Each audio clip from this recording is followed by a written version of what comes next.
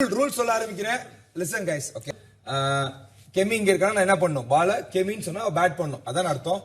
ஆனா நான் என்ன பண்ண போறேன்னா கெமியை ஸ்ட்ரைட்டா கை காமிக்க மாட்டேன். ஹாய் ஹலோ எல்லாருக்கும் வணக்கம் and welcome back to our channel. உண்மையிலே பிக் பாஸ்ல இப்படி எல்லாருமே ஒன்றா உட்காந்து விளையாடும் போது பார்க்கறதுக்கு ரொம்ப நல்லாவே இருக்குது.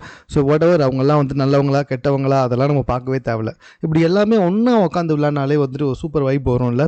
இப்போ பிக் பாஸ் வீட்டுக்குள்ளே அந்த சூப்பர் லக்ஸுரி டின்னர் முடிச்சதுக்கப்புறமா பிபி வீட்டில் இருக்கவங்களும் லக்ஸுரி வீட்டில் இருக்கவங்களும் ஒன்றா உட்காந்து ஒரு சூப்பரான கேம் விளையாடுறாங்க.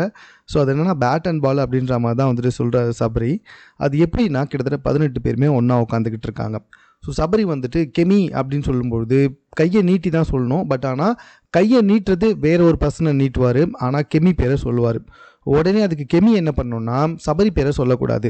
அதே மாதிரி கெமி வேற ஒருத்தர் பேரை சொல்லணும், கையை வேற ஒருத்தவங்களை நீட்டணும். இதில் 3 ரூல் இருக்குது. சபரி வந்துட்டு கெமியை சொல்லும்போது கெமி வந்துட்டு உடனே ஸ்ட்ரெயிட்டாக மறுபடியும் சபரி பேரை சொல்லக்கூடாது. அதே மாதிரி கெமி வந்துட்டு ஒருத்தவங்களை பேர் சொல்லும்போது அவங்களையும் கையை காட்டக்கூடாது. பேர் ஒருத்தரை சொல்லணும், கை வேற ஒருத்தரை காட்டணும். தான் பேரை சொன்னவங்களே திருப்பி சொல்லக்கூடாது. இதுதான் தான் ரூல்ஸ்.